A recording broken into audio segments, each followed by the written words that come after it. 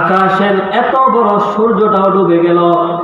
ইব্রাহিম হতাশ হয়ে গেলেন, আহারে, আমি তো তারকাকে আমার প্রভু মনে করেছিলাম, আমাকে ধোঁকা দিয়ে চলে গেল।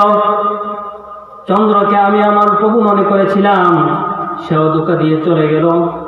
শেষ পর্যন্ত এত বড় সূর্যকে আমি আমার রব ভেবেছিলাম, আমি মনে করেছিলাম এটা বড়, এটা আর ডুববে না, এটাই হয়তো আমার রব। কিন্তু শেষ পর্যন্ত এই সূর্যটা পর্যন্ত চলে গেল।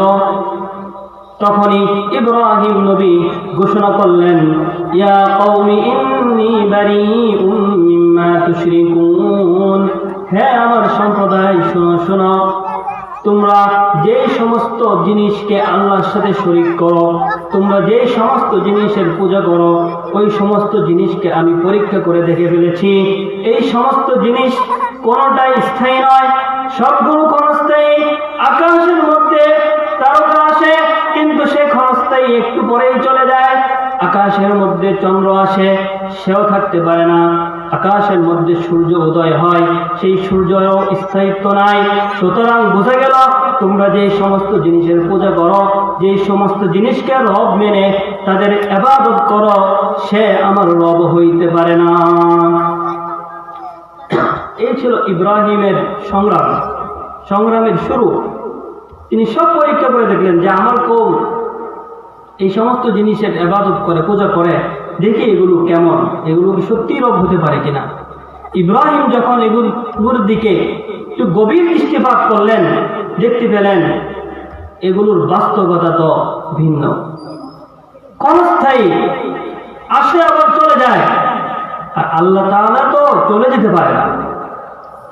এত কিছুর মালিক, বিশ্ব ব্রহ্মাণ্ডের মালিক, সে আল্লাহ কিভাবে চলে যেতে পারে? ইন্নাল্লাহা হাইয়্যুন লা ইয়ামুত, আল্লাহ তাআলা জীবিত, কখনোই মরবে না। এই পৃথিবীর শুরু থেকে শেষ পর্যন্ত যা কিছু আসবে সব ক্ষণস্থায়ী, একদিন না একদিন সব চলে যাবে। শুধুমাত্র একটা সত্তা বেঁচে থাকবে, তিনি বলেন আল্লাহ। সেজন্য ইব্রাহিম ঘোষণা দেন, ইন্নী ওয়াজ্জাহতু ওয়াজহিয়া লিল্লাযী ফাতারাস সামাওয়াতি ওয়াল আরদা হানিফা ওয়া মা আনা মিনাল মুশরিকিন। ইব্রাহিম চিন্তা ফিকির করে, গবেষণা করে, চন্দ্র, সূর্য এবং তারকা, গ্রহ, নক্ষত্র রাজির হাকিকত যখন ইব্রাহিমের কাছে চলে আসলো, ইব্রাহিম যখন এগুলোর বাস্তবতা জানতে পারলেন, তখন ইব্রাহিম তার কওমকে ডেকে বললেন, হে আমার কওম, শোনো শোনো, তারকা রব হতে পারে না, সূর্য রব হতে পারে না, চন্দ্র রব হতে পারে না, কোন গ্রহ নক্ষত্র রাজি আমার রব হতে পারে না। বরং আমার রব তিনি, যিনি শুধু এই চন্দ্র, সূর্য আর গ্রহ নক্ষত্র রাজিকে সৃষ্টি করেন নাই, বরং ফাতারাস সামাওয়াতি ওয়াল আরদা, এই আকাশ এবং জমিন সব কিছুকে সৃষ্টি করেছেন।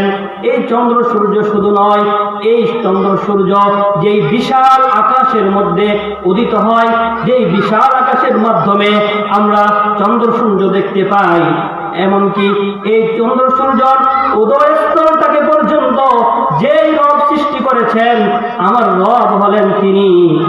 ওয়া মা আনা মিনাল মুশরিকিন, আমি তোমাদের মতো মুশরিক হতে পারবো না।